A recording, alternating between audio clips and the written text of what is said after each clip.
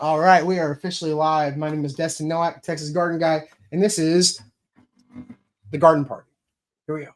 This is the Garden Party, and we want a garden party with you.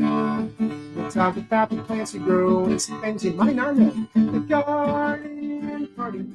All right, guys, welcome to the Garden Party. Phil, take it over, dude. Hey, everybody. It's your favorite plant parent and regular parents back on my favorite podcast. My favorite time of the week. I'm really kind of stoked because, like, I was telling you guys that I'm a little sleepy and tired, but I would never pass this up to like hang out with my buds and talk garden shop. So I'm jazzed. Phil said I had to make up for the lack of zestiness tonight. He said I had to be extra zesty, so I'm bringing it tonight. I'm bringing it. I'll be like I'm gonna be those crackers, those zesty crackers. Those are my favorite brand. Yeah, Phil was like, I'm a little tired. Destin was like, say less. I'll hold your beer. I got you. We got you, dude. We got you, brother. Happy you're here. Just happy for your presence, for your aura, for your energy, just your love. Love. What is it? What is it, Phil? It's been a few years of raising my vibrations, and it feels good. Not gonna lie, because it probably to you guys. I can feel your vibrations. Get those good vibrations. Yeah. I'm giving out good vibrations. Des, what's going on? Hello, how is everyone? So good to see you. We had a very rainy week here in Austin, so I haven't been able to be out in the garden much. I just posted a cute little golden hour video of the garden because I looked outside and I was like, wow, it looks so green and beautiful. And if you notice, my hair is not purple. We'll see how long that lasts. Where did it going go? through something. Huh? Is there purple underneath it, or is it just like? Oh no, I took it out yesterday. The purple is gone. How do you get rid of purple? Get out. It's a chemically intense process, and Jesus. I don't know if I'll make it through the weekend without it being purple again. We'll see. Oh my goodness. We'll see. I like the purple, but goes. I like the Rogue color scheme too. I was always a fan of Rogue, the X-Men. She had like that white stripe. Oh yeah, she did. Rogue was one of my favorites, and Jubilee. I don't know if anybody remembers Jubilee, but with the I really loved her. You're OG. If we were X-Men, you'd be Jubilee. Heck yeah. She had like the fireworks, right? She did fireworks. Yeah, she did from the fingers. Okay. Yes. Awesome. I love that. Well, happy to have you, Des. Happy y'all got some rain. We got another Austin weirdo with us tonight, coming back to us from right down the street from Des, pretty much. Yeah. And Kelsie's garden. What's going on, Kelsie? How you doing? I am good. Like Des was saying, we finally got rain. I swear the weathermen have been calling for rain for months now. Yeah. They're like, oh, we're gonna get a week of rain. It's gonna be next week, and then that week comes and there's no rain, and it's next week. So it finally came. We got like a good day and a half of it. But I saw somewhere that it was like 7 inches of rain. I don't think that's accurate. 7? Wow. It doesn't seem right, but that's a Someone's lot. rain gauge is under the eave of their house, probably. Yeah. Yeah. It's under a gutter. My sister. It's been great. Things are really happy right now in the garden. Oh yeah. Yes, they are. Yeah, they're thriving. My sister just told me earlier that they got their tractor stuck, their mowing tractor in North Texas. It's been raining nonstop. They've got a lot of river flooding up there. And she was like, I just need to mow the lawn. So she got the big tractor out, and then they had to spend like several hours getting it out. Oh no. Today. They have 7 acres. I'm like, turns out the lawn should have waited. Yeah, forget it. Don't worry about it. My goodness, that's hilarious. I have been asking everybody who listens to the podcast to join our new Facebook group. I have been loving the Facebook group. It has been so much fun because it's kind of a way for like the community, like the fans and like-minded people to join in and kind of like have some discourse. And this is Discord or Discourse, I don't know which one's the right Discourse. one. Yeah. Discord is a server. It's like its own platform. Discourse. We speak to each other back and forth. That makes sense. So I've been trying to get as creative as possible with our podcast fires. And I did make one this week. I asked for make it like tomato Ninja Turtles fighting a giant hornworm. And I made the title of the video Battle Royale. So people think that, like, we're going to fight tonight. We're not fighting.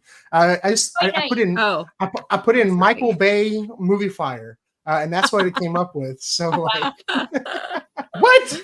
When I first saw it, I was like, this is intense. And the more I looked at it, the more I figured out what was actually going on. Little tomato people fighting the hornworm. It's accurate, but it's also epic. It was pretty cool, but I want everybody to know that we're not fighting. No one's actually going to fight today. What I did want to talk about is, I have started getting comments. I'm starting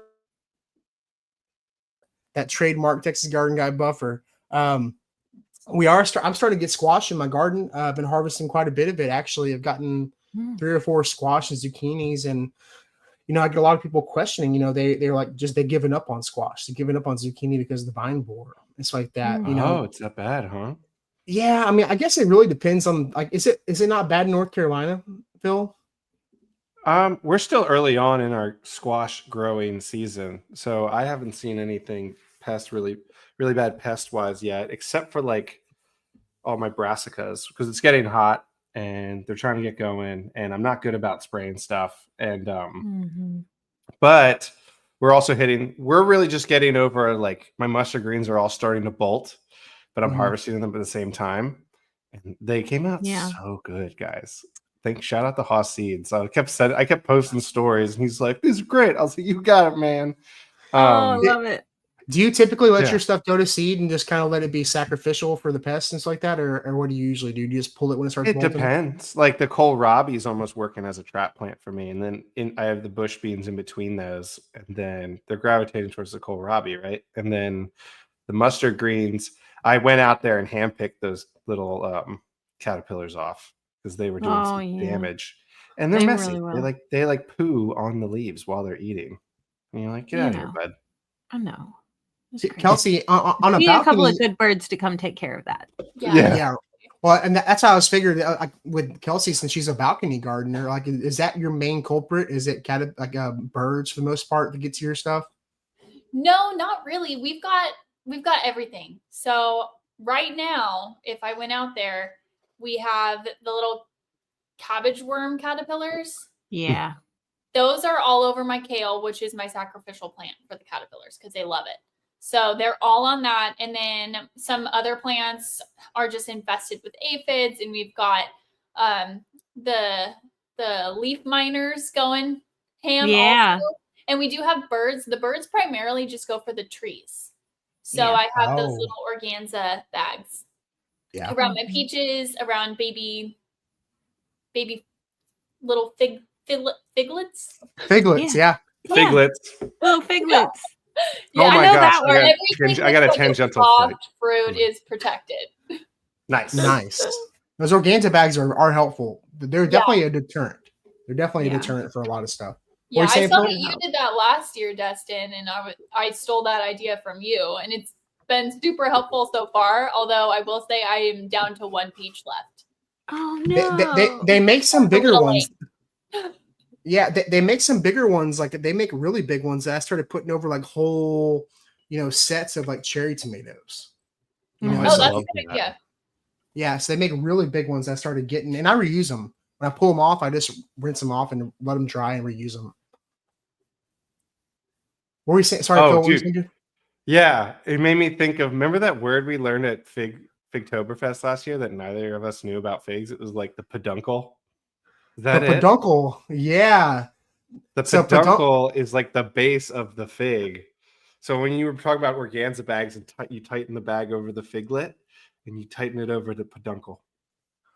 I thought the peduncle was when the latex gets sucked off. Well, no, you're right. You're right. The peduncle is the base of the fig. You know what I'm talking about? Where, like, the hanging part. Is it going to show up if we do it? I'm scared. Let me see. All right, here we go. Peduncle. I'm gonna show this real quick.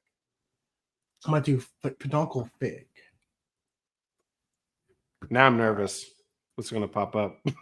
Yeah, I'm trying to remember too, because we learned a lot of things last year, and I not again remember. So in fig plants, a peduncle refers to the main stalk or fruit stalk that supports. So when the peduncle starts to droop, that's when you know it's fully ripe. Right. So you tighten around a little peduncle. Because I learned the pest is like that you may lose a fig or two with the organza bag on, and they'll just get sick of trying to mess with it, and then they'll leave the rest of them alone. As far as like the bigger, like definitely with squirrels doing that. Actually, Kelsie, you have an awesome little bird bath that has the pump on it that I saw that I love. Yeah, that was so cute. Fountain, and the birds have gone crazy for it. They visit every single day, and now they've started visiting when we're sitting out there, which is it makes me very happy to know that I am one with nature. Yes, but it's just a bowl that I had in my kitchen that I never use because it's a serving bowl, and turns out you can't host very many people in an apartment. So I just ordered this little pump on Amazon. It was $10 and it came with the tubing. Plopped that in there, threw in some river rocks and filled it up with water, and it maybe took an hour before the birds found it, and they'll just sit on the edge and drink their water, and the little ones will go and take a little bath. It's very cute. So cute. I think that's the way to go with a pump, because then it like keeps it's probably a deterrent from like mosquito larvae and stuff. Because it's not the stagnant. pump keeps it circulating. And so I was like, that'd be great, because I love a good bird bath, but it's always stagnant, and then I've just created a mosquito haven for my yard. And you guys, if you haven't seen her video, go watch it, because she did a great job, cool. And it's very easy to build, and I was so impressed. And I love it, and it needs more views. I don't think it got enough views on Instagram. It didn't. I agree. Yeah. I'm gonna share it. Needs a lot more. I'm gonna say, do this. It's so easy too. It's like the easiest thing to add, regardless of the amount of space. I actually added a bird bath to my backyard. I've usually only had one in the front, but I was like, okay, if it's a dry year, then maybe I can deter these birds from going to my tomatoes and stuff by offering them a little bit of water. Plus, for the pollinators and everything, and adding some. So the bird bath I have is the top is a regular bird bath, and at the bottom, it's got like a spot for like a planter, like where you can plant stuff in it. But I threw a bunch of gravel in there, and when I go water my plants, I fill that up so that the bees and everything can like land on the rocks and get the water and everything like that. It's a good idea. Puddling bath. A puddling, exactly. That's why I added the rocks to mine too, for the little pollinators, so that they don't get in there and drown. It's really cute. This week, I moved out a bunch of trays that I had started up here in under my grow lights, and I put them just out in front of the pollinator garden, and I used cocoa coir. And because of the rain, everything was really saturated, and the bees have been landing on the cocoa coir to get drinks. Oh, that's a good idea. Yeah, they love it. They also love moss or spag moss. I know that like spag moss is a little, but they do love going after like the peat moss and things. So if you have some, it's a good idea to add some to your little bee bath. Yeah. I do have a little dish on top of my my sub pod, my in-ground composter, that is just for the bees, and it just has some little rocks on it and water. And that I just fill up every day because it's so small. Yeah. Hey, Des, I don't know if you saw the question in the chat. They're asking about the pill bugs. Do you still think that beer trap is probably the best, right? I did. I did answer him too. And I said, actually, so the beer trap works really, really well. If you have like a ton of them, you need to put it in like at night and then just let it sit overnight. And then in the morning, they'll just all crawl into there. I also recommend sprinkling some DE around your seedlings. They tend to go for seedlings more than they do mature plants. And the only thing about the DE is that if you water before bed or whatever, before you go in at night, a lot of people do that still, even though you should water in the morning. But sprinkle it on there after you water, because it won't work then. And then add mulch, because they'll eat the mulch. I want to go back to that previous statement. Who in the hell has time to water their garden in the morning? I work for a living. I literally don't know. I'm just telling you that if you water at night, you may end up with some mold. You know, get out of here with that crazy stuff. Oh my god. Oh my goodness. Out of here. I'm an evening waterer. I'm an evening So many waterer. people are evening waterers. Listen, when I find the time, but I will water in the evening when I'm like, ooh, they look cyan. Here, and I have to get up there. Yeah. Here in Central Texas, watering in the evening is not that big of a deal because it's so hot and dry, right? Yeah. It's so hot. It's so dry. We don't have a ton of moisture in the air. It won't bother. It won't add extra mold or anything because it burns off by mid-morning anyway. So the best time for them to uptake plants is overnight here where we're at. In some other climates where it is more humid and they have more moisture, you don't want to water overnight because if you do, that's when the mold and fungal spores are most active. And so you're kind of adding more problems to your garden on accident. Although many people like to stand out in the yard in the evenings and show how good of a gardener they are at night, you know, watering their plants. And Destin, it doesn't matter what you say, he's going to water his garden every day, all day. Oh, I don't. No, I'm just kidding. No, I've honestly, I've been pushing, and we've had a really mild spring this year in Houston. Yeah, it's been very mild. We maybe hit 90 like once or twice, but like it's been very mild. You know, last year I feel like it got hot really, really quick. So we've been very lucky. But I've been trying to go, 2-3 days without watering if I can. A lot of that has to do, thank God, like where I may have to water like certain things, like seed starts or some stuff that's a little like my fruit trees. I probably give my fruit trees more water than anything to get those fruits going. But I've adopted a lot of natives now. Me and my wife were just talking about how well the native beds are doing. We have like native bed specific like throughout the garden, and they're so resilient. They're so resilient, not having to water. Yes. So I mean, if you can, I think it's better for your plants and better for you if you can go a day or two without watering because you're able to go out of town for like a weekend and not have to get a garden sitter. I mean, there's people who like pay people to water their garden while they're gone for a weekend. It's you've done it, yeah. This guy, because I have 200 fig trees that are like, I need you to care for them. Don't let them die. Yeah. So I've entrusted you with these. I've entrusted you. You will not be paid unless they're alive. No, I'm just kidding. I like to give Destin the most amount of crap possible. I don't know why. I really enjoy it. I think because outside of Phil, I probably have the most optimal climate for like growing just in general. Like Phil has 4 seasons. I mean, that's gonna be beneficial. He's gonna be able to get like an equal harvest of like each, he's gonna have a spring crop or like he's gonna get like 3 months of growing something different. I got like, I can do the tropical stuff, but it's hard for me to even do like cabbage and kale and like unless I'm doing it over winter. Me too. Brussels sprouts. Brussels sprouts are really hard to do down here because they grow so slow. And it's just you could if you plant them in October, it's already it's still too hot. And they grow all winter long, and coming into like May, it's already getting hot. It's like it's immediately going to seed, and then infestation of the bugs are getting so bad. So like I think I'm a real advantage with tropical stuff, but I think Phil, his climate might be the most optimal like for all around gardening. Like I can't even keep what are those flowers? The club up there, camellias. I can't keep camellias alive here. You can't keep camellias. Oh, it's too hot. They probably get too hot.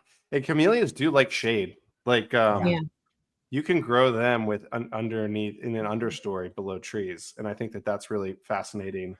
And if anyone's curious, does everyone know that the tea tree or a tea leaf? Yeah, I do. Camellia. Yeah, really? I Green tea. What? Yeah, I did that's not crazy. know that. I didn't realize that actually. I learned something. My day is not wasted. Like Camellia census or something. But yeah, so if you can grow camellias, you can probably grow some tea, and that's pretty cool. I want to get some. But Phil, I was going to show you this picture that the one we were talking about the peduncles are figs bracts. Are figs what? Do fig trees have bracts like a banana? Like I never thought about them like that. Well, let's see here. It might, and it may just not be like a banana bract, right? This is the first time I'm seeing the word bract. So I've never heard of it being used like as a fig term. Well, Or now is you that know. a generic fruit This is why term? we have this podcast, guys. Yeah, man. Because We're I've all only learning something right now. right, because I've only Yeah. heard the term bract be used for like bananas, and then also like bougainvillea. Like bougainvillea, the bougainvillea don't have flowers; they have mutated bracts. Also poinsettias. Correct. Yeah. So See? I've never seen a diagram like this before talking about figs having bracts. So Very interesting. That's so interesting. Yeah. Huh. You can really go down a wormhole. The more you know. The more Yeah, you I know. was so close to the screen when you like got rid of the. I was like, huh. It should have been. It's like hi. It's nice. Hey, it's nice to hear that you Austinians are getting rain, because I feel like you guys just didn't have rain for most of 2024. Yeah, we did No, not. we really didn't. Yeah. We're in like a very long term, I think it's 5 years now, all-time high drought. It's great. What? Yeah. Yeah. And nope, my brain just paused. Well, like Des had made a post that said, if I hear one more Austin person complaining about the rain, I'm gonna freak out. Yeah. Well, I was just basically like, listen. The rain is such a gift. In my house, whenever it rains, I say, oh, what a gift. And without anybody needing to know, just me and Jeremy, he's like, oh, is it raining? You know? Oh. And if you say it's so magical outside, that means someone just saw a firefly in the backyard. Okay. I saw the first one last night. If it's a gift, it's raining. If it's magical, it's firefly. And I've seen a lot of fireflies lately. So we also this is from the Garden Party Facebook group. Everybody should join. But I told everybody to go ahead and start dropping questions this morning. And so people have already started asking questions. And we got Stephen Brooker says, do any of the podcast members use ladybugs and or mantis to help with pest control?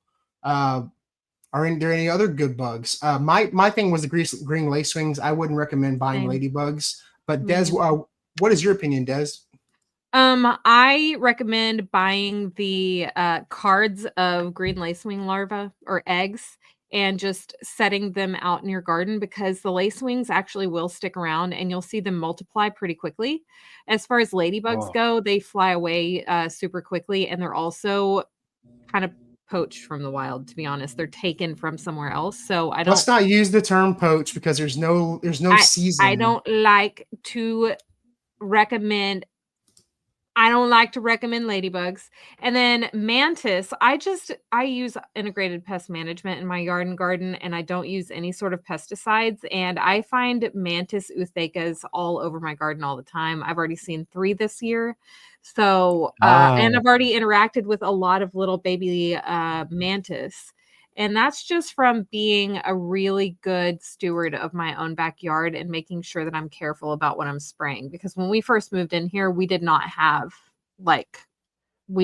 praying mantis or anything. They just found their way in. But I call these little guys garden fairies, the green lacewing, because they do look like little fairies. And they will eat so many aphids a day. It's crazy. This is what their little larva looks like, and they're kind of crazy looking, but they just go around and mow them down. They're amazing. So I would say I bought ladybugs before. It's not that effective. Like regardless of the poaching thing, whatever. I mean, I don't agree with that, but I don't think they're as effective as green lacewings. If you could get the ladybug eggs and they would hatch, and then the larva would be super effective. Yes. But the ladybug larva, so ladybug larvae look a lot like this, but like black. And black and orange. And they mow down aphids, dude. They mow down aphids. But you can literally buy green lacewings like in a salt shaker. Yes. And you can shake the larva around your garden, and they'll hatch, and the larva will come out, and it's pretty neat. You can also get them on cards as well. Yeah. So it just depends on you. But yeah, they're really, really cool when they start to show up. Yeah. And ladybugs do bite, whether they're Chinese beetles or ladybugs. They bite. They. I've been bit by these.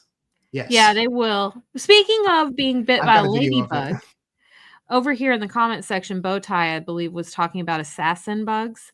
And Yeah, I was going to last say week assassin or the bug. week before, my client sent me a picture of a half smush bug, and she was like, "This just bit me in my mailbox." And I was like, "Oh, well, that looks like an assassin bug." And just so you know, assassin bugs are highly beneficial. They're a really wicked looking bug. They don't bite unless they feel threatened, and the bite is non-venomous, but you should know that they do actually bite. And if you're in Central Texas, you should know the difference between a leaf-footed bug and a wheel bug because they look quite similar. I'm gonna pull it up. And a leaf-footed bug is a pest, but an assassin or wheel bug is a beneficial insect, and their nymphs look exactly the same almost.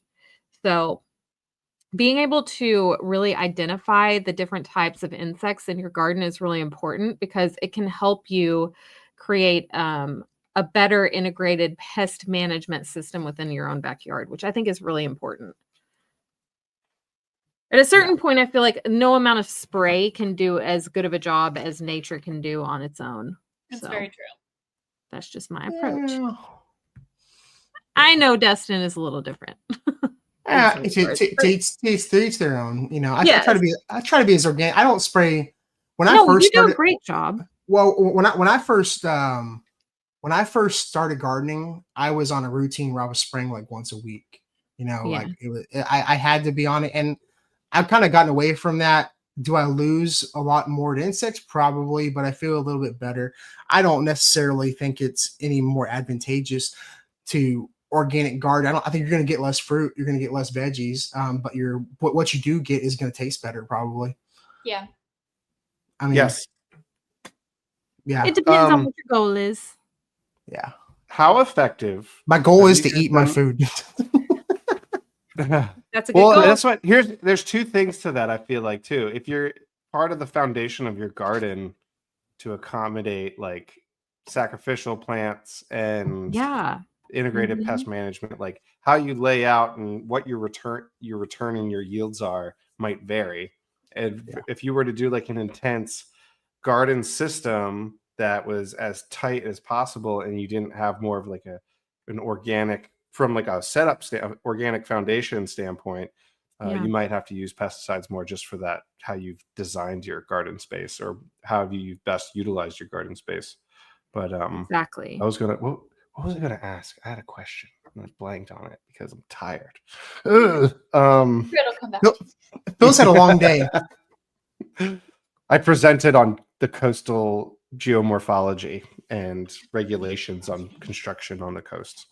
Which sounds so cool, to be honest. Like, I think that you have a really cool scientific day job, to be honest. Yeah, I do. Like, you really do. I go around and I make women look beautiful. About like you make sure people's houses don't fall into the ocean. I think, which is a very beneficial role to have. Absolutely. Yeah. And you know what, guys? We use plants to distinguish our normal high water line, our coastal wetland line. So we have specific species that tolerate certain amounts of saltwater exposure during a tidal system. So like certain beach species, vitex and stuff. Not beach vitex, because over here it's invasive and it's kind of an issue. But if you look at like Spartina alterniflora, that is a grass that likes to be hit twice on a normal high tide. And so when it's the exclusive species on our coastline, that's where you know the normal high water is. And then even 2 to 3 inches of a tide in height and vertical height, you could get intermixing of different species. Where we say it again. Spartina alterniflora. It's a Spartina grass, and there's a few species of them. That's so cool. It's very cool. Plants are really important for someone just commented and said, "I wish Phil would speak English." He's a dual citizen. You're right. He's a citizen of the world. This is it's Latin. Oh, So wow. that is what we would use for the Division of Coastal Management to determine the normal high water line when it goes on the coastal shelf, like upland. And then we have other species that help. And then you have other ones like Disticlus and oh my gosh, what's it? Salicornia. Those are popular ones. Sea lavender. And finally, we end up with like Spartina patens, which is, you see those in dune systems, but also they're like the very top where they don't want to get any salt water, but they just want to be like misted by the salt on a really high tide. So they kind of sit right there before you get to upland species. And but yeah, this is fascinating. I feel like we could have a whole summer episode of like the plants you might see on a North Carolina shore and what their benefits are. And they're so beneficial to like coastal wetlands and like maintaining our shoreline and maintaining the ecosystem there. And so it's what we try to explain, like keep these here like on your property because it'll protect your property from erosion because of the endoskeleton of their root systems. Why does it pop up on invasive.org? The smooth cordgrass, it may have been introduced somewhere where it's not supposed to be, but it's native to here.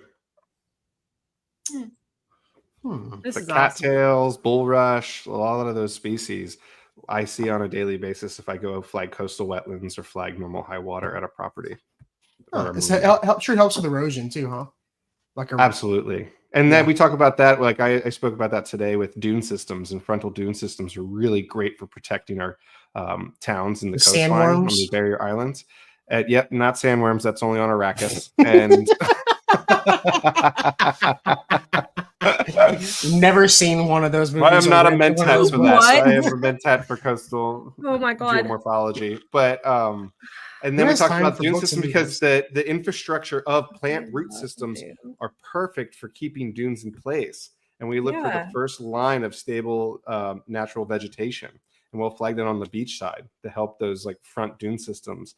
And they're rhizomal, a lot of these dune grasses, and they'll come up and you'll have aeolian, which is wind influenced sediment trapping. And so when the wind blows, the sand collects on top of the grasses and more grass grows up. And so that's how dune systems grow. Okay, well, that was really fascinating. Did you say aeolian? Aeolian. Aeolian. Oh, you're the aeolian. Look it up. I go mayonnaise. I love it when lanolin, like sheep's wool. I love it when he goes off about.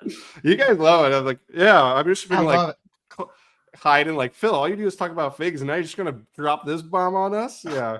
But I've been with Division of Coastal Management for just over a year now, and before that, I was in the Division of Marine Fisheries with shellfish sanitation, and then before that, I was in private coastal engineering for beach management. Guys, Phil is so cool. I'm just saying.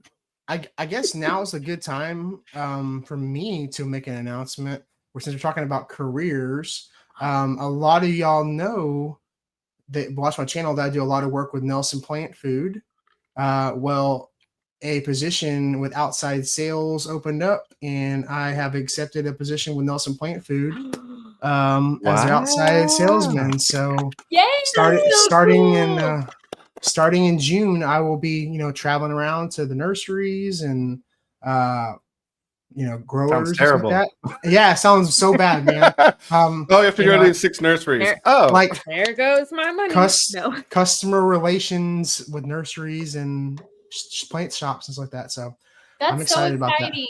Yeah, I'm excited about it. So excited. Yeah, I was gonna say, Destin, how do you feel? I feel good about it, man. I feel really good.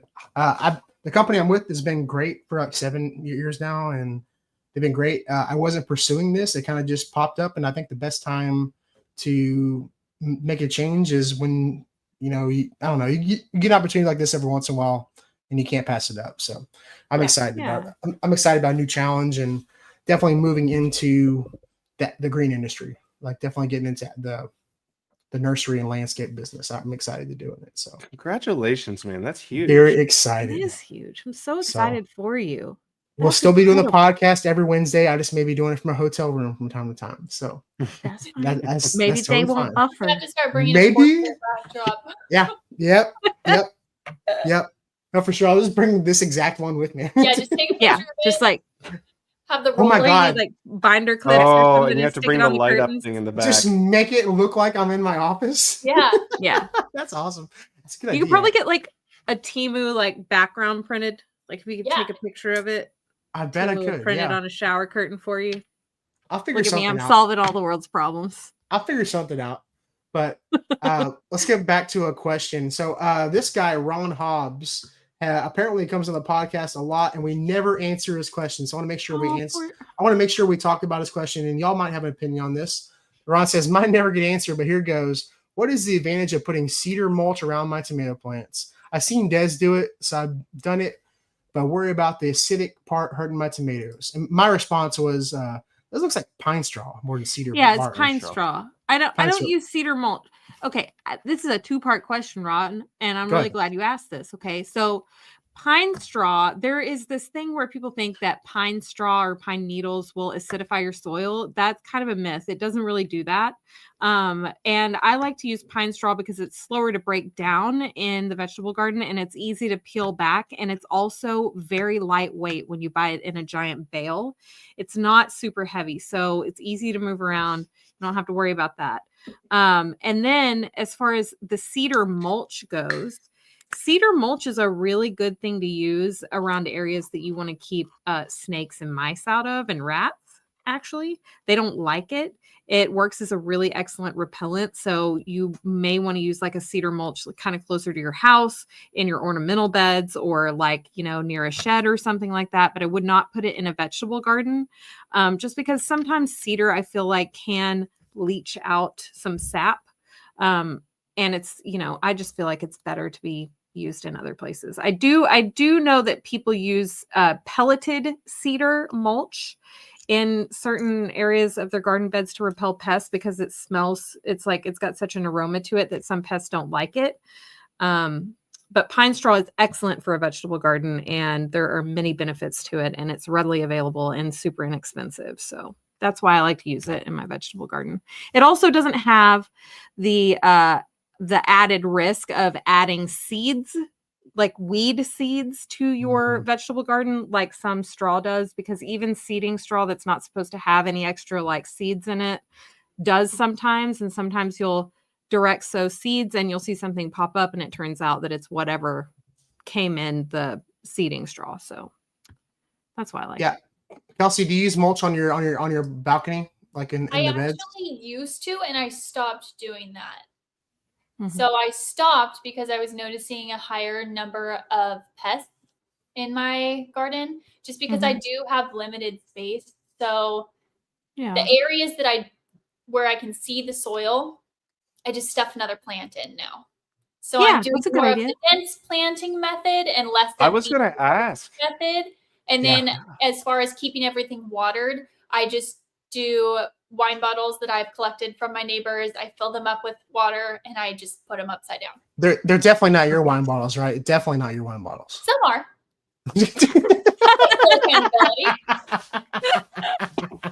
But no, I did get to a point where I had text. We have like a little group chat with my neighbors, and I texted everybody and said, if you have any wine bottles or anything of that shape that you can donate to the cause, please leave them at my door. And now I have one for every planter in the garden except for my citrus. I let those get dry as a bone.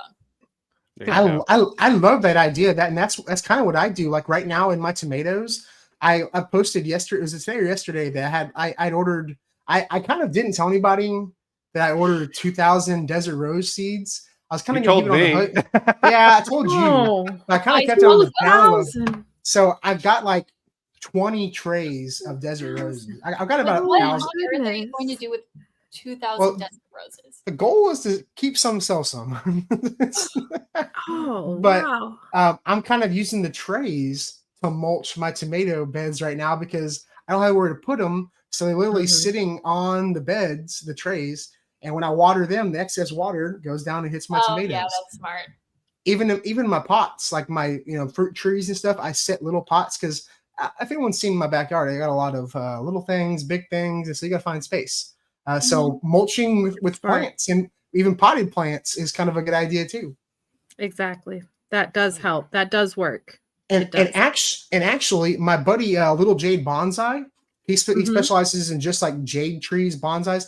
He will make a bed of gravel, like a bonsai mix, and he sets his little pots on the gravel so that the roots will go deeper, and he pulls them up and snips them and root trains them like that. But gives them more. But it makes a bigger root system, but not like it's not going to kill it if you trim it off, you know. But it keeps in that small little tiny bonsai pot.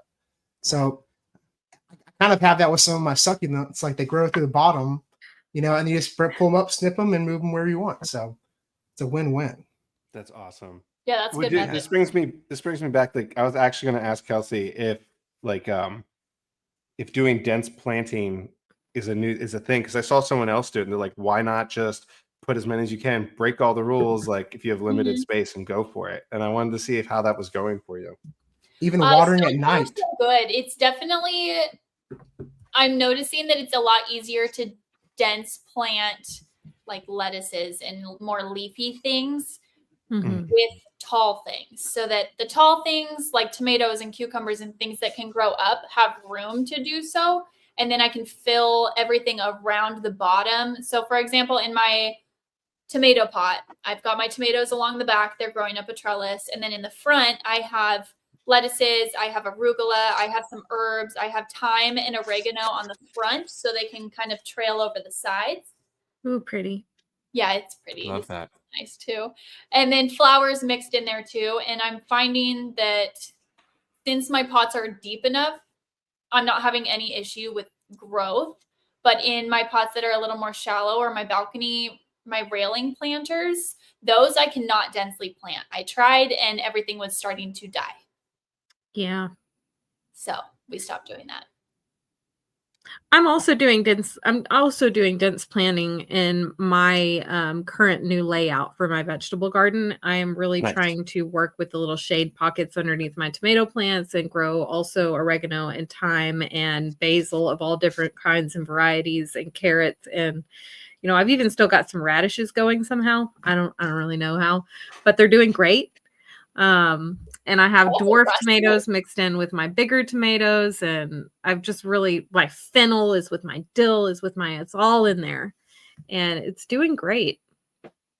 I've even been digging up random peanuts from the yard that the squirrels have been planting. And then I've been planting those in the vegetable garden to use as a green mulch.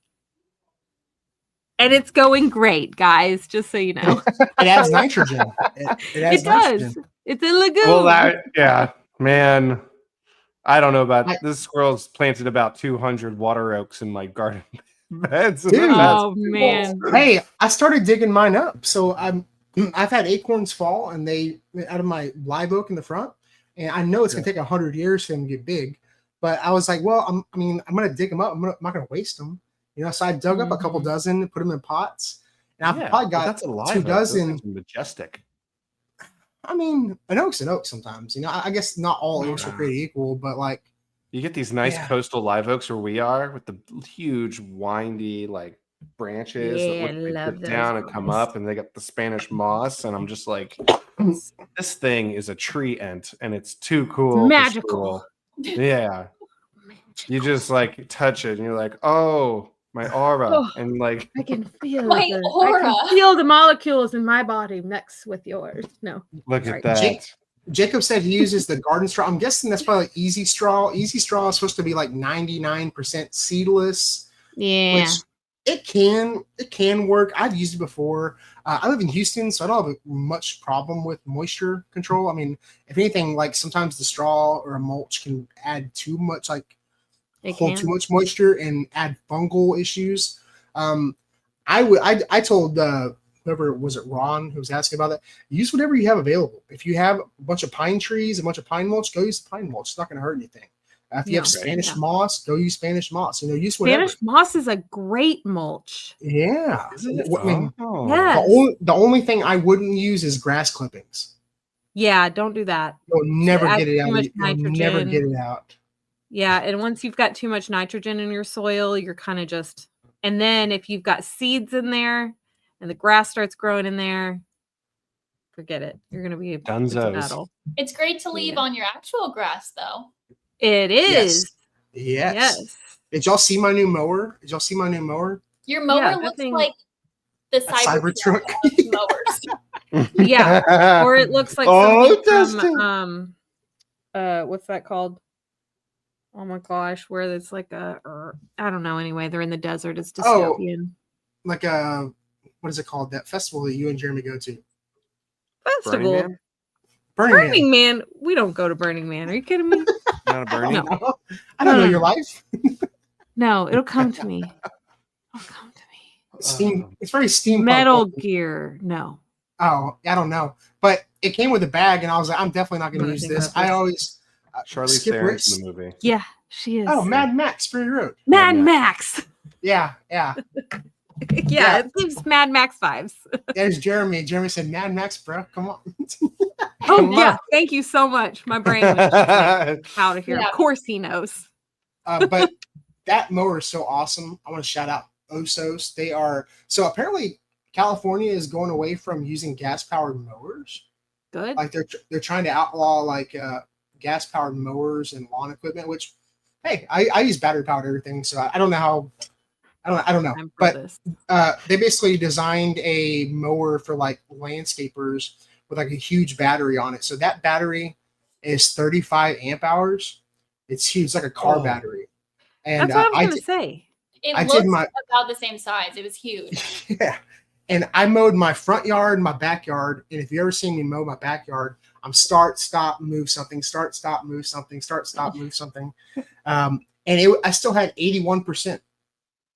That's amazing. And I didn't charge it at all. Usually I go through like 5 or 6 batteries on my Craftsman.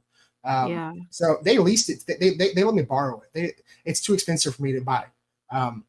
But it's about $2,700. But wow, you factor in, they said the battery is good for 1,000, about equivalent of 1,000 gas tanks, 1,000 charges. So if you think about 1,000 gas tank, 1,000 gallons of fuel essentially. You know, because a mower is like what, a half gallon of fuel maybe. So you factor that in. I mean, maybe it makes it up. But the cool feature for like landscapers stuff is it's GPS. They have a SIM card in them. So like you can literally see like where that mower is if it gets stolen or whatever. So it's got like some cool features. That is cool. That's very cool. They hooked me up with to do some content for them, and I was like, yeah, I would love a big giant mower in my yard. It's so awesome. And it cuts really nice. Is it loud or no? It's not any louder than my regular battery powered one, and it cuts better. That's the problem with my other mower. It didn't have any ass. It has no torque, so like I wasn't getting a good cut, What's your other? What's your brand on the other? Oh yeah, I have Craftsman. A Ryobi. I love it. I actually love it. Yeah, I do want a second battery that I've had for years. It's heavy. It's heavy. This new one, but like it's made for like real deal landscapers. I mean, it's awesome. I'll be doing more content with it. I'm excited to try it out. Let's see. Like a tank. Someone keeps asking. So I posted the photo of all those desert roses. I will sell some desert roses. I'm just waiting until they get a little bit bigger. I don't want to go selling the little ones because they don't transplant as well. So they're about. I ordered 2,000 seeds from Thailand, 4 different varieties. Had to go through customs and import and all this stuff. They came in late January, so they're about 4 months old. And so I want to let them get about 6 months or so before I start selling any. So be on the lookout. I'll be doing some meetups like that. I will have some for sale, but they're not for sale yet. Nice earrings, Des, by the way. Thank you. I got them at Tillery Street Plant Co. in Austin when I was with these two. Yes. I remember. I noticed it looked familiar. Plant shopping. Yeah. I want to go again. Dude, Phil, you missed out, dude, because I had so much fun plant shopping with them. Oh, it was so much fun. I bet. Like it's so nice to go shopping. Like, okay, my wife is my best friend, but there's times where I guess like, so this happened when I went with my buddy to go citrus shopping at Stan Mackenzie's. And there's times like I'll get into the grit, like what's that thing in the back corner there? Because that's the gem that they only have one left of. And you're like, oh my gosh, this is the 10-degree tangerine. I was like, Brett, I'm almost done. My buddy Brett, he's such a great shopper. and this is why I'm really excited to shop with you guys, because I'm sure you're in this realm. He's like, Phil, we drove all this way. We are not rushing out of here. Take your time. And he was like asking, Yes. He's like, do you have that in the back? I was like, oh my gosh, this guy's the man. I'm like, he's my shopping buddy for life. So hearing how you guys were shopping like that too, I was like, I cannot wait to get to Texas and we'll just kick it. Yeah, it'll be so much fun. We'll hit all the nurseries. All the nurseries, and I'll be like, you'll come on the plane with me. Have y'all been back to any of the ones we went to since I left? Oh, heck yeah. Yeah. I've been to the Great Outdoors so many times. I'm hanging out with Mark. We're best friends now. Don't worry about it. Okay. He's such a sweetheart. I'm not worried. Yeah. I went on Saturday. My friend was like, hey, I need to drop off these like native plants I got for you from the plant sale when you were gone last weekend or whatever. And then do you want to go to Great Outdoors? I was like, yeah, we'll go. But I'm going to try not to, because if I see Mark or if Mark sees me, I'm going to be stuck in conversation. And it was getting close to when we were about to leave. And then me and Mark were just like, blah, blah, blah, blah, blah, blah, for like 30 minutes. And she was just over off in her own little world shopping with her cute little pug, Pepper. And I was finally like, I'm so sorry. Do we need to leave? I remember Pepper. I remember Pepper. Yeah, Pepper. She's so I cute. met Pepper. My little pepperoni. She's so cute. And you went back to Tillery, Kelsie? I have been back to Tillery, yes. Nice. Had to get a couple more pots as usual. Yeah. The prices were much better in Austin. I figured being in Austin, the stuff was gonna be way more expensive. Yeah, I mean, it's not bad. Definitely my favorite spot to go to for pots, just because it's so affordable compared to other places that I've bought pots in the past. Yeah. Plus, it's so close to your house. It is. It's right there. Did somebody say that? Did somebody say Tillery was gonna go? They're not renewing their lease or something like that. Was it Tillery or East Austin? I don't know, but I'm gonna have a crisis. I am unsure. I would assume it's East Austin because I'm pretty sure that they're just leasing the space from Tillery Street, but I am not sure. I'd have to find. I can't remember which one it was. Hopefully, I didn't just drop the news on. Hopefully, I didn't drop some tea. Drop the news on me. No. Yeah, I think it's not. It won't be like didn't drop some Camellia Synthes. Oh my god. I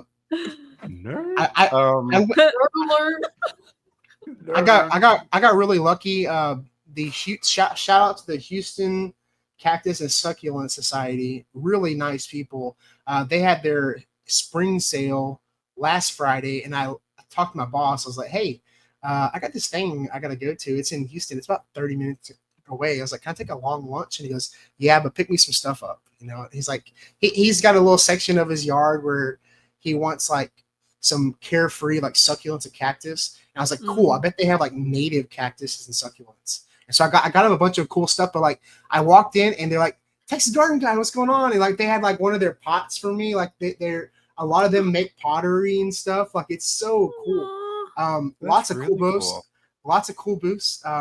And unfortunately, they do their meetings on Wednesday at 7 p.m. when we do the podcast. I'd like to get more involved, but they do their meetings. Maybe you just like roll up and just like go live, and then we all tune in. You're like, "Look where I am." They said like you can do a podcast from here. I was like, well, I got to be focused somewhat, you know. So, but I mean, technically, also my monthly meetings for the group I'm in for the county happens on the first Wednesday of every month, and I've been missing it every month. Oh yeah, yeah. I thought you were going to say your coven meets every first Monday or Wednesday or something like that. You'll never know. You'll never know. If we do, you'll never know. Oh my! It's like the rule of Fight Club. Yeah. Exactly. Rule of talk about Fight Club. Rule number 1: we don't talk about Fight Club. Speaking of Dirty Punk, I posted the question on the Facebook group chat. I was like, "Who do you want our next guest to be on the garden party?" And they were saying they wanted some Wisconsin gardeners, some more northern people. So we need some ideas for some more northern people. And they were requesting. Jeremy's been so busy Dirty Punk gardening. They want him to come back on too. He's just been really. He was talking. I saw him on his Instagram. He's been so busy. And he's been rainy too. Like I remember he wasn't able to move stuff out. Oh really? Mm-hmm. Actually, Kelsie, I have a question for you. So, like, when I was in grad school, I was like the one balcony that had the huge garden, and all the neighbors were like, "That's your house? That's your condo?" Do you get that a lot when you're like out there, and like the people are like, "Oh, that's They yours." see which one it is. They see. They see that, and they're like reaching You can over, see like, mine. It's there you go. so lush and green, and if you look at all the other balconies on the building, I've been noticing more and more people are adding plants, Nice. but It's starting to a trend. lot of them are bare. Yeah. So I have even done patio gardens for some of my neighbors who are like, "Hey, can you help me figure out what to plant? Yeah. This is the side I'm on. This is my balcony. Can you come and put together a garden?" So I've been doing that, and that's been really fun. Just kind of teaching people what you can grow, even if you're not getting that much sun, because lettuce gardens. Yeah. Lettuce Like gardens. shade. Let us garden. Lettuce gardens. Let us garden together. So you have a couple people above you, right? Me? You're in the bottom. Yeah. I'm at the bottom. Yeah. So when I lived in an apartment, I used to get so pissed off because there was a pug or a French bulldog or something that their neighbors would let them out, and they would pee on the balcony. Yes. And I would see dog pee trickle down onto my stuff.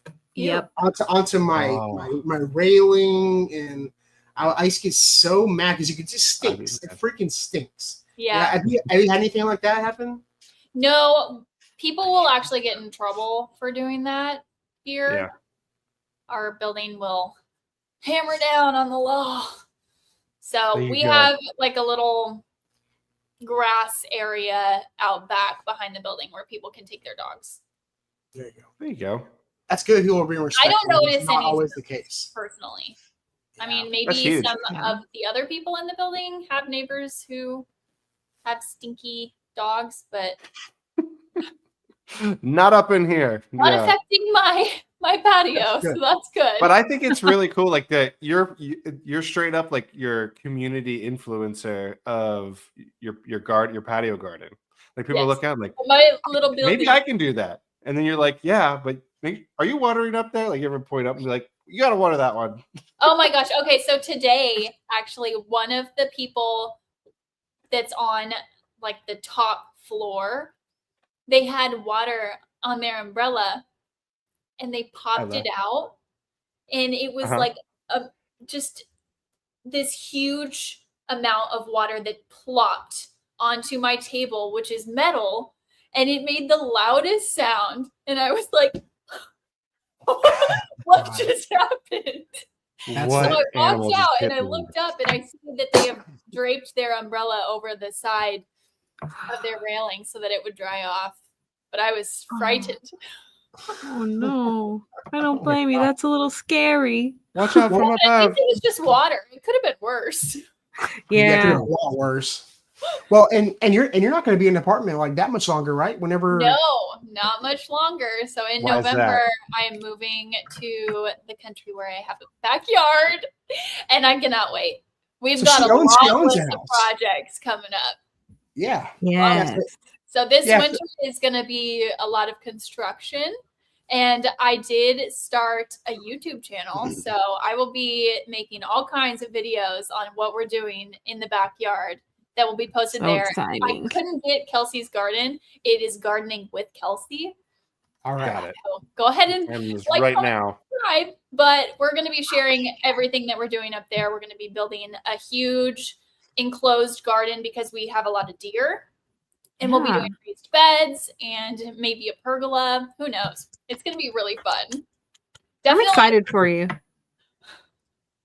Definitely a pond. Nice. Yeah. Well, if you get that thing built soon enough, maybe I'll send my fish over there because I've got 2 of them that are like that long and they can't stay in there anymore. Your fish are I will huge. adopt your fish. Huge. They're massive fish. I dropped Kelsie's YouTube link down there as in the comment section, so I'll make sure subscribe, subbed, and notifications. I'm doing it right now. Bazinga. I had no idea I wasn't even already doing that. I want to By the support way, the cows. if y'all haven't already, guys, we were going through like I don't really pay a lot of attention to the rankings and everything, but I feel like our We jump. podcast is simple. Do we jump? Do we jump in the Jump? rankings? Huh? Oh no, Or- I don't know. I don't know. I was just gonna ask people to go to Spotify and make sure to rank us. What do you mean? What do you mean? Oh, I don't know. Phil, Oh, you cut out for a little bit, so we're all like, huh? oh, sorry. Right, No. Yeah. Oh, sorry, man. No, I I was just think gonna that's drop. affecting our rankings, Destin. It might be. Dude, I wish there was something I could do about it. It's not. No, I was just gonna say, if you're listening to the podcast, make sure to go to Spotify and Apple Podcasts. Make sure to rank us or give us 5 stars in a review, because that helps with the podcast rankings, and it's really, really helpful. And I feel like we've been doing really good. I love having people like Kelsie on. I love bringing returning guests and bringing on new ones and all this good stuff. And it's just so much fun. Like we've already been on for an hour, and it feels like it's been 5 minutes. It's insane. I know. Yeah, for real. We talk all day. Yes. Like I was pretty drained, and you guys have given me energy, and it's really cool. And it's Aw. like every time without fail, I get in bed after this, and I was like, babe, that was great. Thank you. I love it. We're filling you back up. Filling Phil back up. Little baby Philly. It's like, nah. Little baby Philly. Before we do end this, Susie had asked if I tried the green stock vertical containers, and I haven't. Oh. But I have heard really good things. So if that is something that I should try, I would love. I've had one of those towers before. The only thing is, like, if we get some heavy winds, they will blow over. I don't know. I'm pretty sheltered. I do have the Costco vertical planter, and I have a love-hate relationship with it because it doesn't water evenly, like it doesn't trickle down evenly, and there's so much soil that's in the center that's being wasted that could be so much better utilized if that was some sort of PVC that could, fill up a basin of water, kind of like the lettuce grow farm stands. Yeah. And you could just pump water through. So I'm not sure if the green stock has that same problem. I'm not sure. Like if there's just a bunch of soil in the middle that's being wasted, I'm not sure. But that's my number one issue that I have with the vertical planters, and why I haven't tried any others yet. Yeah. Typically they dry out very quickly. Yeah. It's like, those, I don't know how big those compartments are. They don't look huge. And I feel like they would dry out pretty quick for me. Anytime I do something in a little container, if it's not like a succulent, like they typically dry out way too fast for me. You can't water them enough. I mean, I know, I think these are made like, I don't know. I'd have to do more research into them. I know Cog Hill loves them. He does a lot of like petunias and stuff in them. For me here in Texas, like in the Houston area, I think they would dry out super fast. But I've been wrong before. Yeah. Well, you guys get a lot more rain than we do in Austin. So I feel like in Austin, they just get extra dry. Yeah. I mean, if I don't water mine every day, it's like the Sahara Desert. Right. Yeah, same. I got to be on top of my stuff where it has to be in shade. Mm-hmm. So, at a certain point in the season, all my stuff is gathered underneath my oak tree in the backyard. Yeah. No, for sure. Hanging on for dear life. I was going to do a video on my Vitex. I mean, Vitex is super controversial here in Texas, but like that tree I've got in the middle of my yard, it is grown so big and tall. I prune it pretty heavily to keep it kind of more of a tree than a bush. And it's kind of like the centerpiece of my entire yard with like pollinators. It adds shade to my yard, because like without that tree, I have basically no shade structure besides my greenhouse and shade cloth. So it's kind of become my little center of the garden. And I do use that to grow like some leafier greens and add some shade to that area and kind of help everything out. And it's been so nice. I already put the shade cloth onto my greenhouse structure because I know it's coming. My citrus trees are under it. The leaves get super scorched when it comes time, when it starts getting up in the hundreds and stuff. I know people, full sun doesn't mean Texas full sun. I've learned that a long time ago. Texas full sun is something completely different.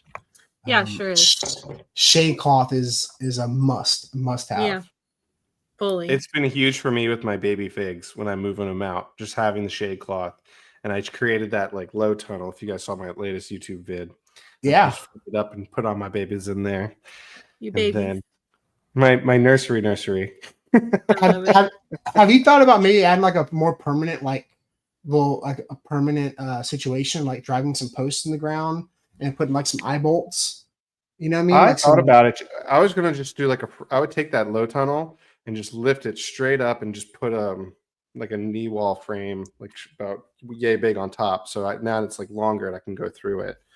My next door neighbor's pretty crafty with some wood, so I might have him construct me something like that, and then we'll install it. Just because. Now, Greenhouse Megastore got me with an ad, and I kind of it's a collapsible high tunnel that is pretty tall and big, and it's like I think I emailed it to myself, and if I find the link, then I can probably show you guys. I look at collapsible high tunnel Greenhouse Megastore. I would recommend people. Megastore gives me a lot. Honestly, in Texas, I don't know that you need a greenhouse. Like shade house. A hoop house is probably more advantageous, honestly. Yeah. Because you can turn it into a shade house. The whole point is like, even here, my greenhouse is so hot. Like I just leave my succulents in there in the summer because I have to get everything out of there, else it gets cooked. Yeah. And having something like a collapsible high tunnel, I can use shade cloth on it too. Yeah, because I'll take the plastic off and just add that shade. I take the plastic off completely and add that shade cloth. It's the Caterpillar Hoop House kit. I was really like, oh snap! He's about to buy it right now. My shade cloth stays on my greenhouse almost, basically year round, to be honest, because even in the winter here without the shade cloth, it'll get like 115 degrees in there. It's crazy. Yeah. And that's with morning sun and afternoon shade. Guys. That's wild. Yeah. It's really wild. And I still love it because I need it for my citrus. During the winter. Yes. Oh, that's cool. Isn't this cool? And then you can just take that off and then it's like collapsible. What? And then you just shade cloth easy to set up, or do you need two people? You definitely want two people. Yeah. Two people. I have put together a hoop house, and don't listen to what they tell you in the instructions. It doesn't take 3 hours. It doesn't take one person. It takes a whole day, and it takes at least two people. 3 if you can. You and Froberg, right? You and Tyler? Well, me and Froberg put together my first one. My big one I've got now. Me and Ashley, it took us 2 days, like two or 2 days to put it, because the holes never line up exactly. You got to make alterations. The frame's got to be square. Like it's a whole. I mean, we talked to what's his name, the Mindful Farmer. I mean, it's an operation doing some stuff like this, especially if you do a border. He's brilliant, by the way. Mindful Farmer. If you guys haven't listened to that, like he is straight up an innovator of tools, and that was like unreal. Yes, I actually want one of these, Phil. This is nice. This is 16 by 24. That's bigger than what I got now. That's 4 feet wider and 4 foot longer than what I got now. I need to think of all the desert roses you could fit in there. Yo, 2,000. Truly. No, I honestly, I've been kind of going through this kick where I'm really getting into cactus and succulents, and because they're very desirable, they don't take up as much space, and they're just easy to maintain. When if you're doing 100 fig trees, I mean, Phil will tell you it's a lot of work, man. It's a lot of work. It is. The idea is to move it to other people's homes, and it's a lot of work when you get all these mother trees. But so what's going to drive me is my obsession. So I'm here now and I'm obsessed, After literally I had my kids out and we were just out in the garden know anything. Like they were laughing or doing what have you. And I just like had to go sit out there, and it's cool to like look at everything and bask in it a little bit. But there's definitely like, once I start hitting that 5 to 10 to 15 gallon mark, the watering requirements are a lot. And that's why it's like, how big a tree do I want to store before having to scale or do another irrigation system? And like my irrigation system is attached right now to the outdoor faucet of my house. And I really need to tap into the irrigation systems and run lines off of that, because I get better pressure. And that pressure is going to carry a lot better. What is in that jar, Kelsie? Oh my God. What is in that jar? It's a smoothie. Oh, it looks green. Is it Yeah, I put a spirulina? lot of spinach and spirulina in it, but it's Spirulina will do that, yeah. blueberry banana smoothie with some grass-fed yogurt, extra cream on top. Heck yeah. And some frozen Yum. spinach. Dinner. Good. I love smoothies. Destin, Me too. have I you not one had for spirulina breakfast before? and lunch. I'm sure I've had spirulina. I don't know what it is. It sounds like some kind of Very virus. good for you. It's really good for Sweetener. you. And if you just Right? mix it into your smoothie, you never taste it. Oh yeah, it's not a sweetener. It's like a superfood. Yeah, it's a superfood powder. From algae. Sounds.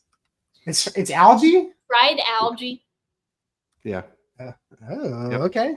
It's like athletic greens. Just and eat stuff like it. It's actually not bad. It's kind of all you need is some apple slices and a lemon zest or blueberries, and you don't even know it's in there. But it actually can create a nice blue hue to a lot of things too. So like if you've ever had like the GT's kombucha and it's like bright blue and you're like, how is this possible? And like, it's spirulina. And I was like, oh, but and it's good for like brain clarity and cognitive function. Love that. We're talking about greenhouses. Kelsie, what is the first thing you are going to build when you get the house? What do you think is The first thing we're going to build is a fence. The fence. We don't Yeah. have a fence, so we're gonna be fencing in the backyard, and then we're gonna do like a low version of the fence to fence in the front yard, so that the dogs can have the whole yard to run around and play. But the backyard fence is priority A. Yeah. There you go. And we're gonna do it ourselves, so pray for us. I've been watching a lot of fence building lately, and I've seen the new systems they have with like I've been homesick like Monday and Tuesday. And When you're homesick, you feeling better? We'll build a fence. Yeah. But I was watching some dude. His name's Hacksman. He's from like Alabama. But he was building this fence, and like he built it instead of building it out of wood, he built the thing out of like those steel poles. Like they're steel with like brackets. It's a really cool system. And then instead of making it out of cedar pickets, he built it out of like the metal siding from a barn. Is this like the no dig fence to last 100 years? Yes. I don't know if I believe that, but 142,000 views on his fence.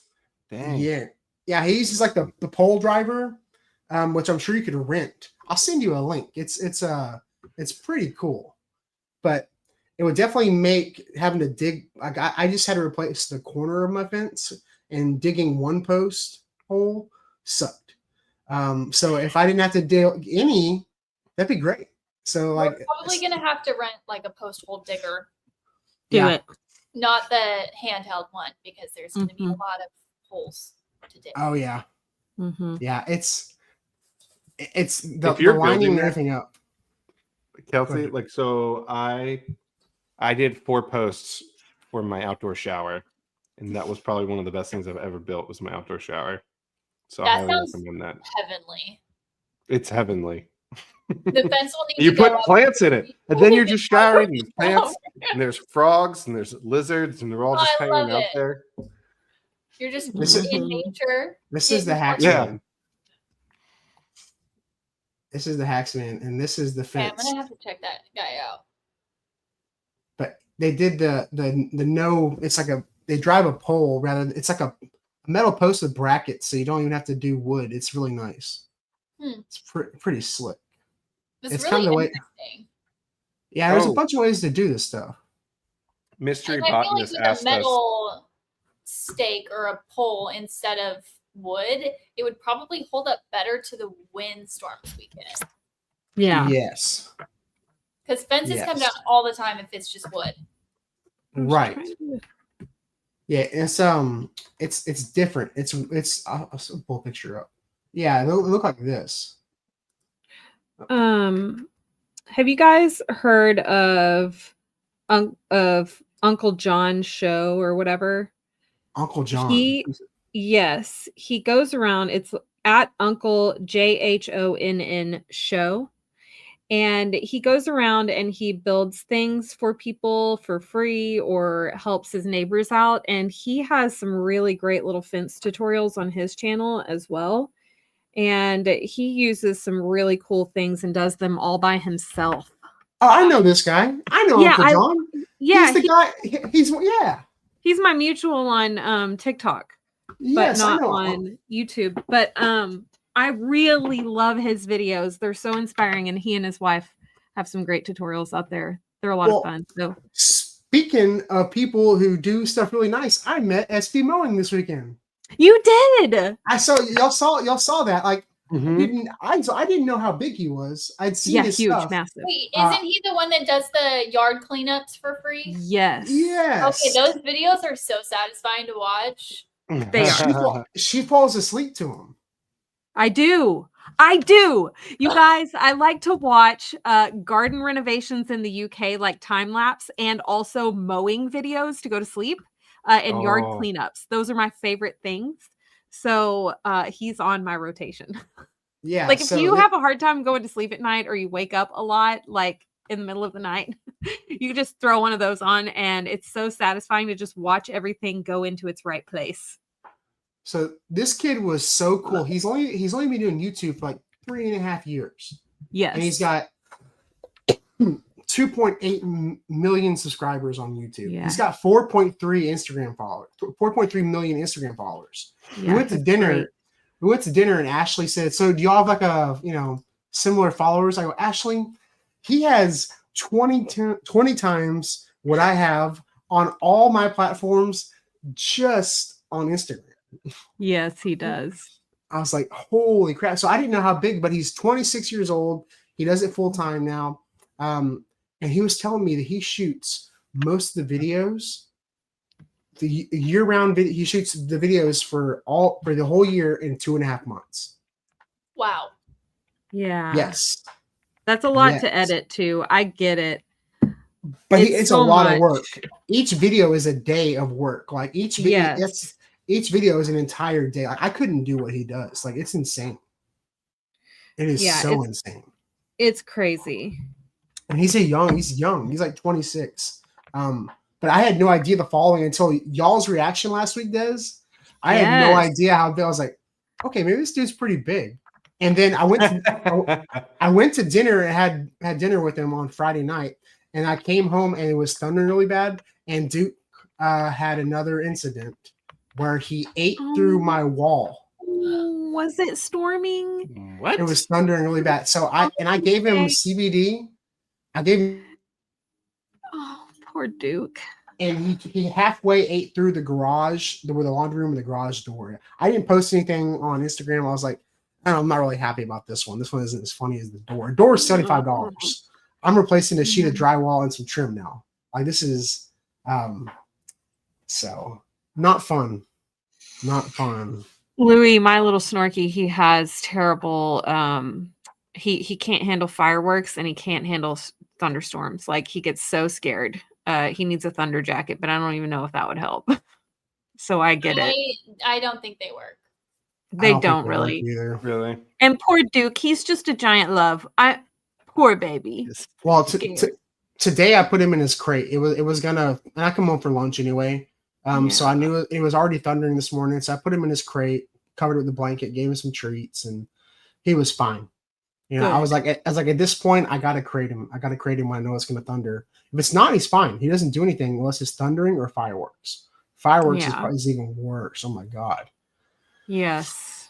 Yes. Our neighborhood in Austin around like New Year's Eve and 4th of July is like a battle. It's like a battle zone. I mean, they're just setting them off all in the neighborhoods over here. And every single year, because we've been so dry, I go out there and I just water and soak the entire lawn and everything, like right at dusk. I get everything as wet as possible because I just get so nervous. Oh yeah. They shouldn't be doing that right here in the. I live like directly in the city. They should not be doing that. I'm pretty sure For it's sure. not legal. It is not legal. Fireworks. We are parallel to a fire station and the police office. They don't care. I shared the link for Uncle John's Instagram channel in the chat. Someone was asking about it. Oh, good. Yeah, no, I love that guy. He's really cool. He is so cool. Real quick, I want to talk about before we go, what are y'all planting in the garden this week? We'll start with Mr. Philly Phil. Me. Little baby Philly. I have some pepper seedlings that I'm ready to transfer, and I don't What know kind where of I'm going to peppers? put them. They're the Haas peppers for the H1 hybrid bell pepper things. The big one. Okay, cool. I had zero space and I hadn't gotten my my soil blocker yet. Although I gotta put I have like 30 cucumber plants that are big boys, and I gotta put them somewhere. So probably cucumbers and probably the peppers that are sitting there underneath my water oak, ready to go in somewhere. So I'm ready to go get rid of the rest of my lettuces, which have all bolted, and I'm just going to backfill with all the peppers and have all the peppers. And so I'm going to have the new peppers, and they're just going to go right next to like my overwintered peppers that are right there too, which are making peppers now. The cool thing about peppers is you can just stick them in 3-gallon pots and just put them anywhere. I mean, like, most peppers are going to be fine. Like, if you have extra ones, I'll throw them, if they're smaller varieties like the habaneros or whatever, I'll throw them in a 1-gallon pot. You can always up pot them later on, but they'll do fine like in a 3-gallon nursery pot, and just stick them in a row and they'll be fine. So if you have extras, do that. I'm probably going to do that. That's exciting. That's what I got going on. Those. Do you eat a lot of bells? Yeah. I Really? like all summer long. I try to have like the peppers and the eggplants and what was the other one? If I can get okra, I need to put okra out there, and then my basil. And so like I did a lot of basil, so I can just like chop it down. So while one's growing back, I have others to harvest from, and then I chop it down.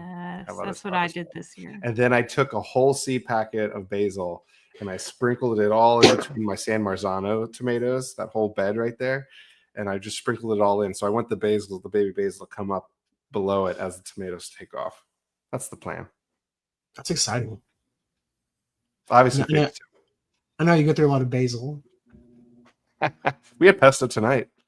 That's awesome. I got some zucchini. I got some patty pan squash that I cut about a 1/4 inch thick. And then I salted them and I put paper towels in between the layers to kind of pull some of that moisture out of them. And then tomorrow I got a podcast with Vikram. I'm doing planthropology. I'm going to put them in the oven and kind of like use some Parmesan and some Italian seasoning. That's my favorite way to do squash and zucchini. It's like the keto, like Parmesan, like kind of broiling method. They're so good like that. That sounds really good. Well, and people were asking me about the patty pans. They're like, do they have the same like texture as like a yellow squash or like a zucchini? No, they have like almost like a fishy, like not flavor, but like a fishier texture. It's almost flaky. What do? The patty pan squash. Like if you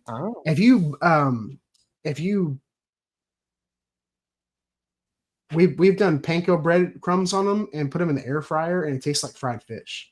Like it's bizarre. It's so weird. Delicious. Cool. Yeah, for sure. But I'll do a video on it when I do it. Kelsie, what are you putting in the garden this week? So I'm making compost tea with my finished compost. So that will be going into the garden once it's nice and aerated. Yeah, I'm going to be doing a lot of stirring because I don't have an air pump, but that's okay. We're going to make it work. And then aside from the compost tea, we will be putting in shishitos, serranos, and the last round of tomatoes. That's awesome. So exciting. I'm so excited. We have an obsession with shishito peppers. Just throw them in a pan, blister them up. We could eat them every single day. So we have probably 8 shishito plants. Wow. And I'm hoping that will be enough. It will provide us with enough shishitos. I guess only time will tell. We might need an entire section of the garden devoted to peppers at one point, which will come next year. But for this year, we're going to hope for many, many peppers. I don't get full sun on my patio, which is a little unfortunate when it comes to peppers. So we do have, I put a couple of them underneath the grow lights of my lettuce grow farm stand. And those, I'm just going to leave them there. They'll get light from that. So if the ones in the garden don't work, then at least I have a fallback plan. And y'all like hot stuff, right? Y'all like hot peppers, right? I love spice. Yeah. If it doesn't burn, it's not hot enough. Duly noted. Like I want to breathe so clearly after one bite. I like it until it's painful. Yeah. I still want to be able to taste my food. You know? Just a good, solid, medium plus at a Thai restaurant spice. Okay, yeah. But y'all remember me? I was worried about the pepperoni at the pizza place. He was. Yeah. Jeremy was so he was like with training wheels and he goes, it's a little hot, but it's not too bad. I think you're okay, Destin. You're all right. It was nice to and he was like, gotcha. I couldn't tell if he was screwing with me or not, but it was fine. No, he wasn't. He's cultivated my palate through many years. Jeremy's bona fide. He's bona fide. I like him. Yeah, he can go off on it. The best part though about your palate is that it's always changing because your taste buds regenerate after a certain amount of time, and then you can try new things and you might like it the next time you try it. That's it took a good long reminder. time to figure that out, and if I would have figured that out as a kid, my parents would have been very pleased, but yeah, didn't do that until I was an adult. No, one thing at a time. Every year I get more and more adventurous in my stuff. Like I was with Des and Jeremy, and we were at the place and they had a deep fried onion. And I don't like onions. They're like, here, eat this. And I was like, onion. Okay. I was like, no, I don't really like it, but I ate it. Like we were at some Italian place and I don't know what it was. They had it was a platter, and it was like, what is this? Like, oh, it's everything. Like they deep fried everything. It was like even lemons, like Eureka lemons were fried. Like, oh Lord. I couldn't tell if it was squash or if it was a lemon. It was deep fried. And I was like, hey, this is actually pretty good. But it was like literally a deep fried sliced Eureka lemon. It was actually pretty good. Was it sweet? It was salty with like the batter, but like it was like calamari batter, but it was like sliced zucchini, sliced squash, sliced calamari, like a sliced onion. So you didn't know everything was the same color. It's like you couldn't tell, was this a squash slice or a lemon slice? Is this an onion ring or a calamari? Like you couldn't tell. That's fun. It was like a crazy trust exercise too. I could throw anything in there. It was like roulette. It was like roulette, but I'm getting more adventurous. So I'll try some stuff. We're growing fennel this year. I'm probably getting close to harvesting my first round of celery. Nice. I have a section right by the fence in one of those cable boxes that I fit one of those 4-foot smart pots. It's like this wide and like 4 foot long. And it gets hardly any sun. So I planted it and I got celery doing really well. I've never had luck with celery. This is awesome. That's great. I'm having really good luck this year. Some of that. And someone asked about my potatoes earlier. I will weigh all of the potatoes once they are cured. Once the potatoes are harvested, I brushed all the soil. I lightly brushed the soil off, put them in a cardboard box, and then put them in the garage with the fan on. So there's air circulation. So we'll let the skin heal, let the skin cure, and then you can put them in the fridge or you can put them in a dark, space, to last a little bit longer. So, but I'll weigh how many potatoes I got. I probably got as many potatoes, the same weight as I planted seed potatoes, probably is what it is. So, nice. Yeah. Des, what are you planting this week? Quit yawning. Hey. So sorry. I don't know that I'm necessarily planting anything this week unless I go and grab some more herbs. I am mostly, my next focus actually is going to pick up a truckload of mulch and laying it down on the vegetable garden ground. I just haven't gotten to that part yet, so it's time to do that. I also have a couple of tutorials coming out that I've already filmed but haven't had time to edit this week.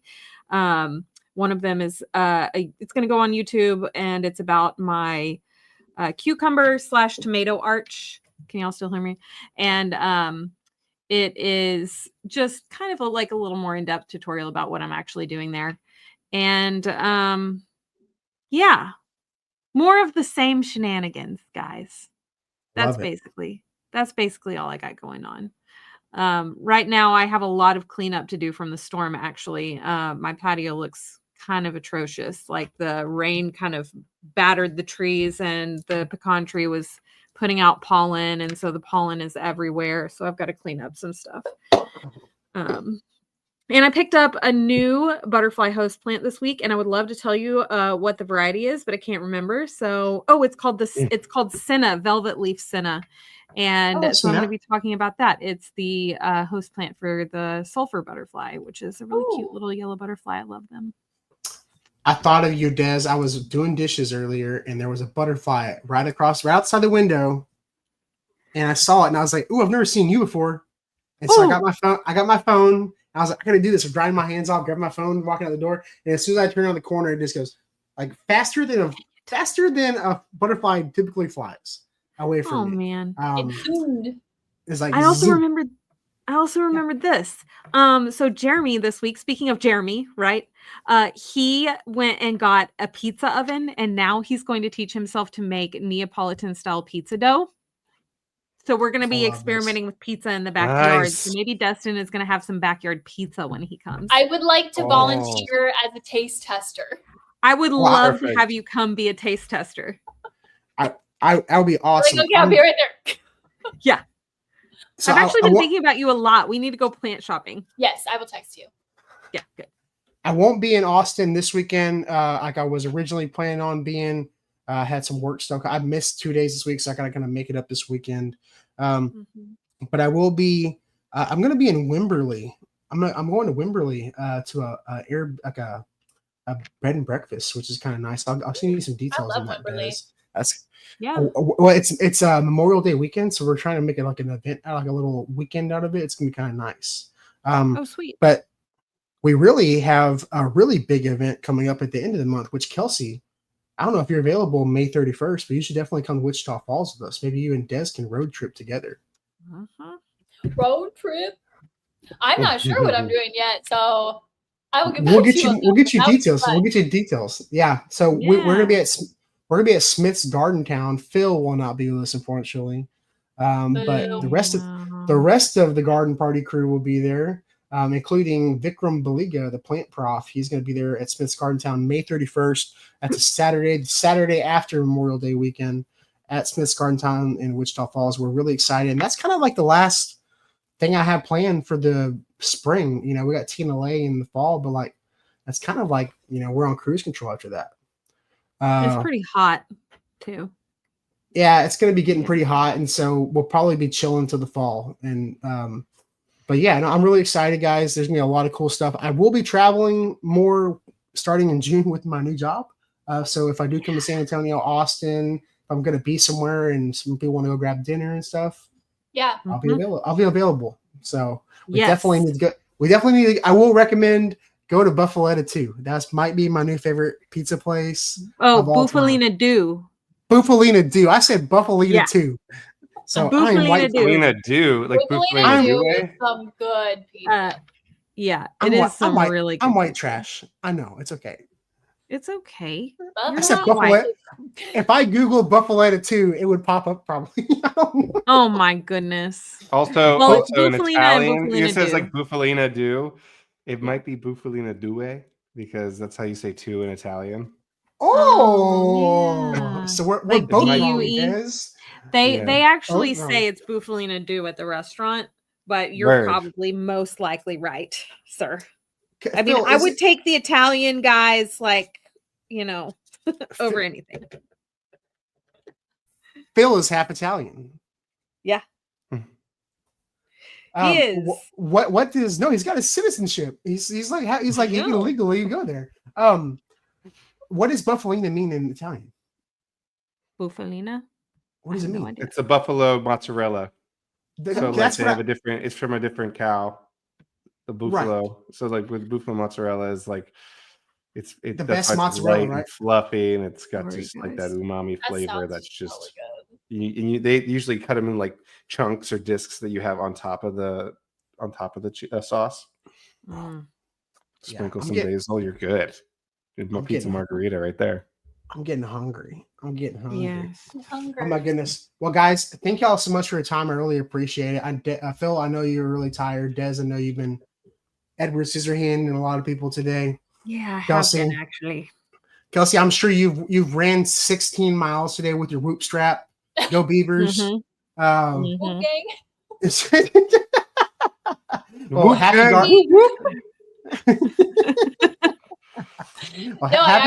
I did not run today. I took the dogs on a walk and I went to the gym. Perfect. Absolutely. Well, I really appreciate y'all coming on tonight. We're going to end it here. If y'all have, make sure you go follow Kelsie's Garden or Gardening with Kelsie on YouTube. Yes. I would love for you to join me.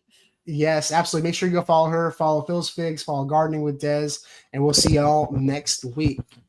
Bye. Bye, Thank you so much for hanging out. Happy gardening. Bye.